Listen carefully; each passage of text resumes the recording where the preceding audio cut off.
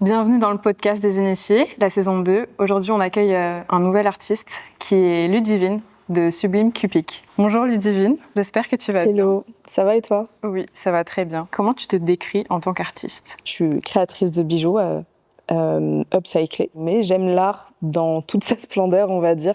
J'aime plein de différents types d'art. J'ai toujours aimé la danse notamment. J'ai été professeure de danse, danseuse. J'ai toujours aussi aimé dessiner, chanter, écrire des chansons.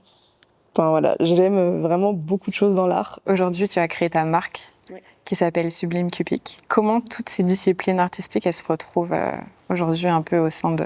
Je vais pas tout le temps faire des liens entre chacune de mes pratiques artistiques, ou alors je vais le faire un peu inconsciemment peut-être, parce que créer c'est naturel pour moi et peu importe la manière dont je crée, j'ai toujours ce besoin en fait de m'exprimer à travers l'art. Je me vois pas le faire autrement. Est-ce que tu pourrais nous dire ce que ça signifie du coup? Ce que Sublime Cupic, ce que ça signifie? Sublime, c'est un mot que j'ai en tête depuis l'enfance parce que je voulais déjà créer ma marque quand j'étais petite.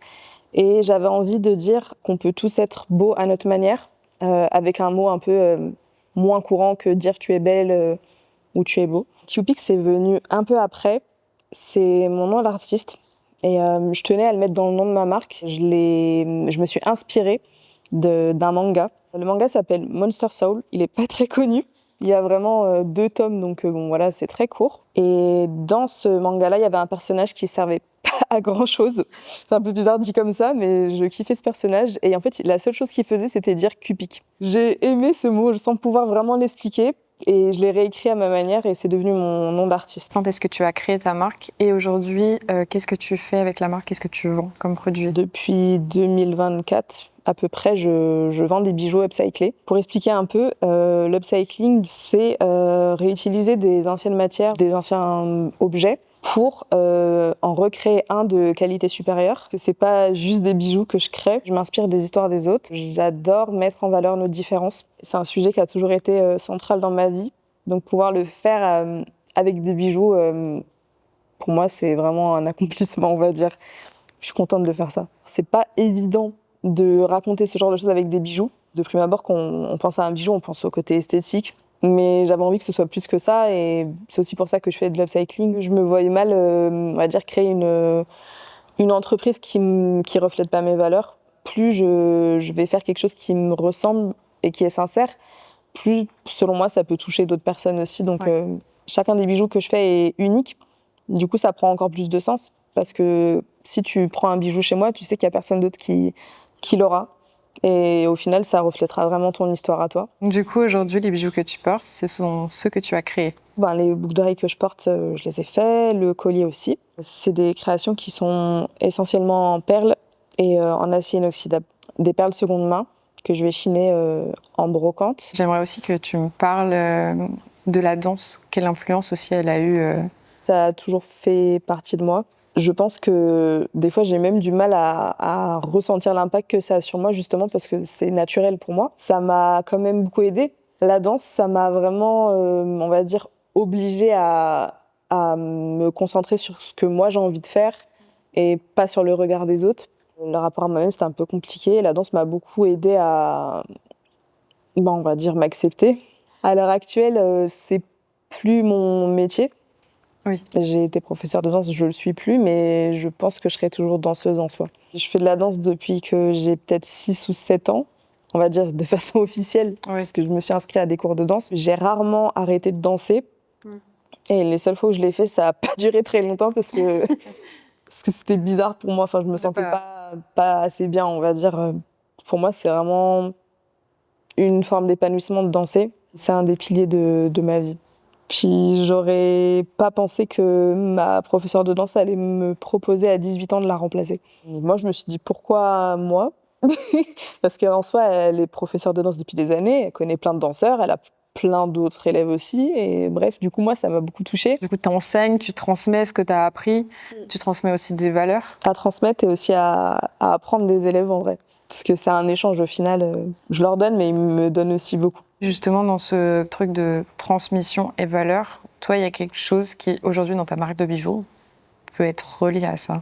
Au final, le message pour moi, c'est le même, c'est qu'il faut s'écouter, il faut rester soi-même, il faut faire ce qu'on aime. Je l'applique autant dans ma marque de bijoux à l'heure actuelle que dans mes cours de danse que je donnais avant ou dans les spectacles que je créais. Quand on porte des bijoux, finalement, très souvent, on peut avoir une attache émotionnelle à ce bijou parce que, je sais pas, c'est ta grand-mère qui te l'a donné, c'est ton mari qui te l'a donné, je sais pas. Enfin, il y a plein d'histoires possibles autour de ces bijoux. C'est comme si je renforçais un peu déjà cet attachement qu'on peut avoir à n'importe quel bijou. Quand tu chines des perles ou des bijoux pour refaire tes projets, comment est-ce que tu choisis les perles? Le fait même d'aller en brocante, pour moi, c'est un plaisir, mais j'y vais avec pour objectif de trouver des bijoux en perles, forcément. Mais je ne vais pas prendre n'importe quel bijou. Par exemple, imaginons que ce soit un moment où je suis en train de créer une collection. Je vais avoir des couleurs que je vais rechercher en particulier, des tailles de perles, des textures. C'est important d'avoir des perles de qualité. Et par exemple, pour ma collection Bijoux Racines, où je m'inspire de nos origines, dans les bijoux, je représentais les couleurs des drapeaux. Quand j'étais à la recherche de nouveaux bijoux, je cherchais clairement des couleurs précises. J'essaye d'avoir des perles qui sont, on va dire, plutôt neutres, où il y a juste la couleur qui domine, mais des fois ça peut être des formes un peu spécifiques, ou alors il va y avoir un détail sur la perle qui va faire qu'elle est assez originale. Quand je les achète, j'ai pas forcément la vision du bijou que je vais créer, parce que dans chaque bijou que je crée, tu as des perles qui viennent de plein de bijoux différents, et même des fois qui viennent de boîtes de perles. Enfin, imaginons que je casse un collier, je vais récupérer des perles blanches. Elles vont peut-être se retrouver dans 20 bijoux. Et il y a vraiment quand même cette réflexion quand j'achète des bijoux pour sélectionner quelque chose qui va vraiment me servir, parce que sinon, ça n'a plus de sens de faire de l'upcycling si j'utilise des trucs... Si j'achète des colliers pour les laisser dans une boîte au final, c'est tout le contraire. Moi, je voulais éviter ça. Donc maintenant, je sélectionne avec beaucoup de minutie. Une fois que j'ai récupéré les bijoux, du coup, on va passer à la deuxième étape où je vais les casser. Puis, je vais nettoyer les perles. Et une fois que j'ai un peu cette bibliothèque, on va dire, de perles, là, je peux passer à la création.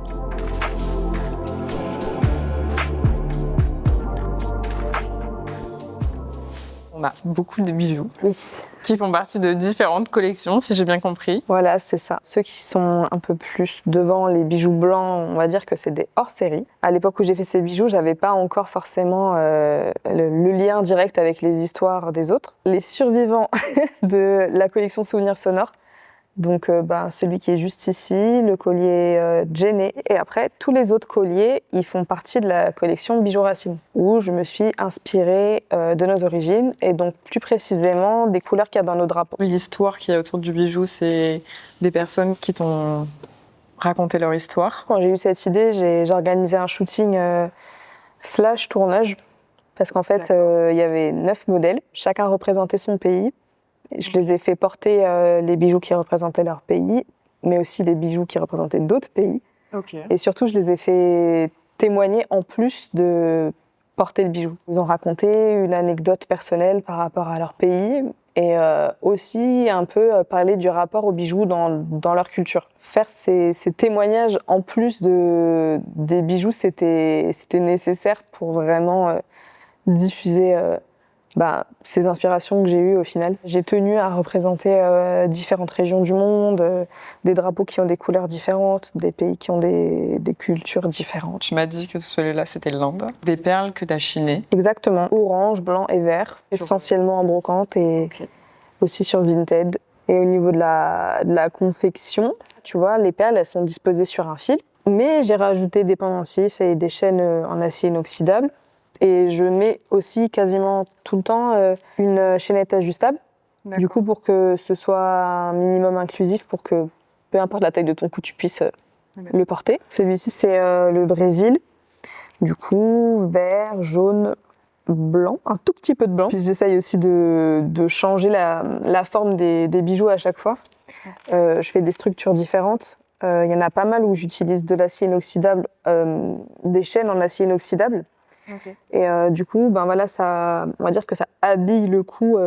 Tu nous as ramené des perles, de choses que tu as chinées ou c'était une... Oui, alors là, c'est une boîte de perles un peu dans les tons rouges, Bordeaux et je l'ai acheté sur Vinted, celle-ci. D'accord, ok.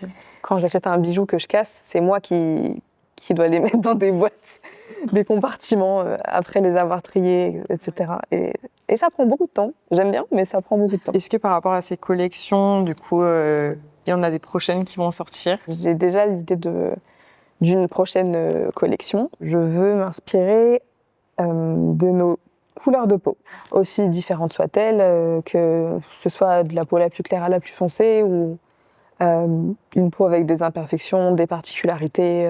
Je ne sais pas exactement encore comment je vais créer cette collection, parce qu'il y a toujours cette part de spontanéité, mais je veux aussi raconter des choses. Donc les personnes qui vont poser avec le bijou qui va représenter leur couleur de peau auront sûrement des choses à raconter intéressantes aussi pour, on va dire, faire parler le bijou. Est-ce que tu pourrais nous parler un peu plus de pourquoi tu veux te lancer dans ce projet-là? Moi, j'ai toujours vécu dans un endroit, on va dire, cosmopolite. Donc j'ai été habituée à avoir plein de couleurs de peau et ça m'a toujours paru normal. Je suis issue d'un métissage, on n'a pas tous la même couleur de peau dans ma famille. J'ai jamais vraiment eu de problème particulier avec ma couleur de peau. Mais je sais que ça peut être le cas de certaines personnes qui vont vivre des choses compliquées ou qui vont avoir du mal à assumer leur couleur de peau. Et là, je parle de couleur de peau, mais c'est aussi ta peau en général. Ouais. Ça peut être, comme je disais, des imperfections. J'ai envie de normaliser ça, en fait, que peu importe ta couleur de peau, ben, tu as le droit d'exister. Les représentations de la beauté, des fois, c'est assez stéréotypé. Ça va toujours être les mêmes personnes. Alors qu'en fait, on mérite tous d'être représentés. Par rapport à tout ce que tu dis, tout ce que tu expliques aussi, je trouve que c'est assez normal d'en parler et le fait de vraiment pouvoir lier les deux. Est-ce que c'est quelque chose que tu veux encore plus approfondir par la suite ou Je pense que ça fait partie de ma définition, on va dire. Quand je crée des spectacles de danse, quand j'étais prof de danse, ou de créer de l'art qui peut parler, au final, raconter des choses et peu importe la forme d'art. Est-ce que tu pourrais nous parler plus de ces bijoux, s'il y a d'autres particularités? Tout à l'heure, j'expliquais que là, j'ai utilisé du fil sur celui-ci, le collier Inde, mais il y a aussi d'autres manières de faire des colliers. Du coup, par exemple, le collier Gabon, les perles, je les ai enfilées sur une tige en acier inoxydable et je les ai refermées. Après, je les attache avec des anneaux. C'est une barre en acier inoxydable. Moi, j'achète des barres avec un bout rond, déjà refermé d'un côté. Après, j'enfile les perles sur cette tige, qui est relativement fine quand même. Après, je le referme justement à l'aide de mes pinces. Ces mêmes tiges, je peux leur donner une forme pour faire par exemple des boucles d'oreilles. Et au niveau de l'acier inoxydable, j'utilise du doré, mais aussi de l'argenté, comme tu peux voir avec le collier inspiré de Taïwan que tu as dans les mains. Donc j'ai sectionné plusieurs pochettes d'albums, un peu comme Bijoux Racine, dans le sens où je voulais avoir des couleurs différentes, des ambiances différentes, pour pouvoir créer plein de choses variées. Sublime Cupic, aujourd'hui, c'est des bijoux, mais avant, c'était des vêtements. Et D'accord. j'oublie pas quand même comment j'ai commencé. C'était des impressions sur textile. D'accord. C'était quand même éco-responsable. Donc, c'est pour ça que je disais que j'ai quand même gardé les mêmes valeurs. Et même au niveau des inspirations, les dessins, c'était assez, on va dire, multiculturel. D'accord. Je me suis inspirée notamment de l'Asie ou de l'Afrique, Ok. des Antilles, enfin, de plein de cultures différentes. Mais je voulais aussi faire passer des messages avec chacune des créations. Et chaque dessin racontait quelque chose. Donc ça revient un peu à ce que, on va dire, j'aime faire. Et Par rapport à ta marque de vêtements, au dessin, du coup, c'est toi qui dessinais je faisais les dessins, du moins je les imaginais tous, et certains c'était des collaborations avec plusieurs artistes. D'un dessin à l'autre, ça pouvait changer. Par exemple, le cœur qui est sur mon tote bag, c'est moi qui l'ai fait. Et du coup, là, tu nous as ramené, il y a, si je ne me trompe pas, le carnet de croquis qui est là. Les dessins qui sont dans ce carnet, c'est l'époque où je dessinais des vêtements de A à Z, on va dire. J'avais vraiment concrétisé ces dessins, je ne les ai pas traduits en vêtements. Je les ai aussi dessinés, ce que tu vois imprimé juste ici. Mais la différence, c'est que là, il n'y avait que l'impression. Alors que dans les dessins qui sont là, Je dessinais tout. Avec la version très simpliste du logo. Mais à ce moment-là, tu avais déjà créé le logo ou c'est quelque chose qui est venu bien après Je l'ai créé longtemps avant de lancer la marque quand même. Et après, en effet, je l'ai retravaillé et c'est devenu... bon, là, on le voit pas très bien et il est collé sur le carnet, mais en tout cas, sur le sac, c'est devenu ce logo-là. Est-ce que tu veux rajouter quelque chose par rapport à la création des bijoux, par rapport à la marque? Peut-être juste parler un tout petit peu de combien de temps ça me prend. D'un bijou à l'autre, ça peut changer, mais les colliers, ça me prend au moins 1 heure. Mais ça peut aller jusqu'à 3 heures. Pour les autres bijoux, ça me prend moins de temps. Pour les boucles d'oreilles, les bracelets, c'est 20-30 minutes. Et pour les chaînes de hanches, ça dépend de la taille que je fais.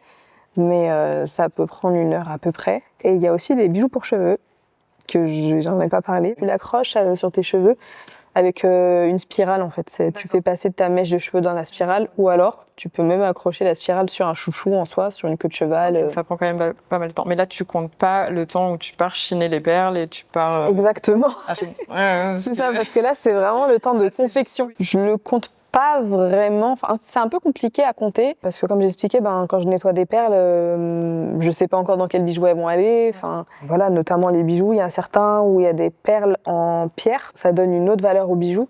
Donc forcément, si je mets des pierres, par exemple au niveau du tarif, je vais devoir mettre un peu plus haut. J'ai pas trop montré les différentes perles qu'il y a dans les bijoux, mais par exemple dans le collier Taïwan, j'ai mis des perles bleues, tu vois, avec plusieurs reflets. Ouais. Et en fait, c'est du verre de Murano. Pour la collection Bijoux Racine notamment, j'ai essayé de mettre à chaque fois un peu des pierres ou du verre de Murano du coup dans chaque création. Chaque bijou est unique et en fait, il n'y a pas de limite. Donc, je prends aussi des commandes personnalisées.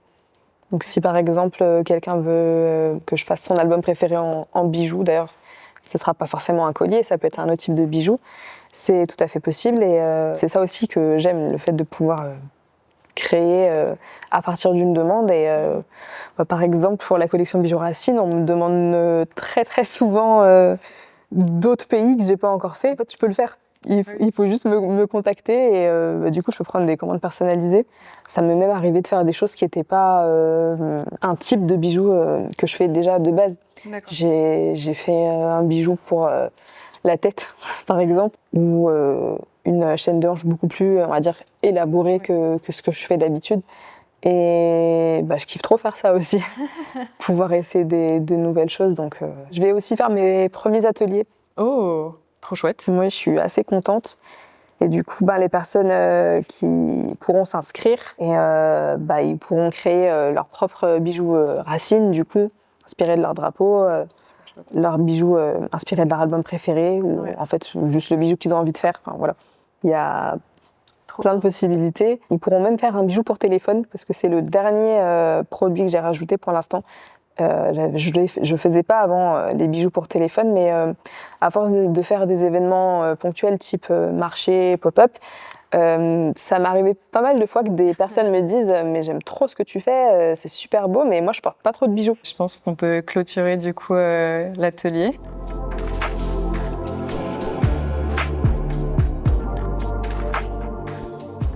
J'espère que tu as apprécié l'atelier qu'on a pu faire ensemble. Tu vas nous expliquer un peu ce côté plus entrepreneurial. Être entrepreneuse, pour moi, c'est pas ça qui me définissait, on va dire, avant. Je me suis toujours considérée comme une artiste. Je savais déjà que je voulais, entre guillemets, commercialiser mon art, mais je me sentais moins, je sais pas si c'est le mot, mais légitime d'être entrepreneuse. J'ai fait des études de langue, du coup, ça n'a pas de lien particulier. Après ça, j'ai fait 2 formations sur l'entrepreneuriat, donc à partir de là, je me suis un peu plus sentie, on va dire, à ma place. Je me visualisais pas faire une seule chose dans ma vie, avoir un métier.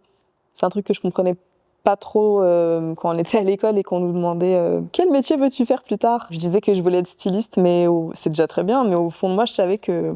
Il n'y avait pas que ça. Non, il n'y avait pas que ça.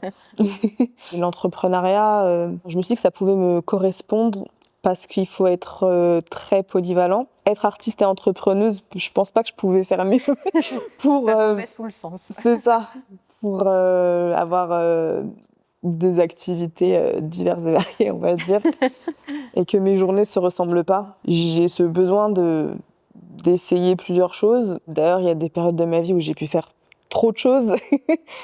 J'ai un peu appris à on va dire, me canaliser. On se focus sur un truc, on s'éparpille pas, et puis après on avance. Même la marque, même si c'est très multiple au final, je vais faire plein de choses différentes, mais même ça, pour moi, c'est pas suffisant. J'ai toujours besoin de continuer la danse, de chanter. Justement, tu as des nouveaux projets qui se profilent. Oui.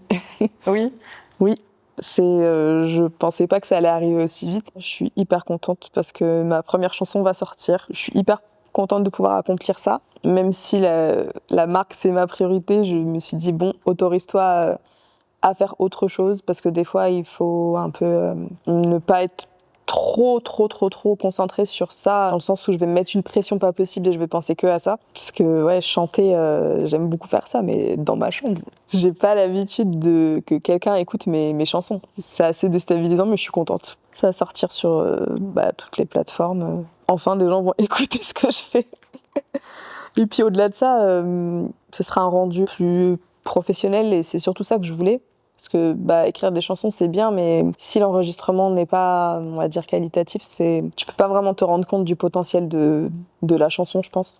Du coup, arriver jusqu'à cette étape-là où finalement c'est fini, c'est une première pour moi et ça me fait vraiment plaisir. Si tu avais un conseil justement pour des personnes qui aimeraient se lancer un peu et qui ont, comme toi, plein de disciplines où elles aiment trop juste créer et partir et explorer plein de choses, ce serait quoi comme conseil que tu pourrais leur donner? D'avoir, on va dire, une discipline qui domine, mais de pas s'interdire de toucher à d'autres choses si vraiment t'en as envie. Aller au bout de nos idées, je pense, enfin, en tout cas les idées qui reviennent le plus souvent dans notre tête, se concentrer sur soi en fait. C'est bien d'avoir le ressenti des autres, mais je pense que si au fond de nous on sait que c'est ce qu'on veut faire, il faut foncer et puis au pire si ça fonctionne pas, qu'est-ce qui va se passer? Si t'es sincère dans ta démarche, il n'y a pas de raison que ça fonctionne pas. Est-ce qu'il y a un lien entre ton style de danse et le style de musique que tu vas nous proposer sur les plateformes prochainement? Oui, parce que forcément, pour danser, enfin pas forcément, mais il faut de la musique en général. On va dire que quand même, ce qui domine, c'est le R&B. Mais c'est un peu comme la danse. C'est jamais que du R&B. C'est plein d'autres influences que je peux avoir.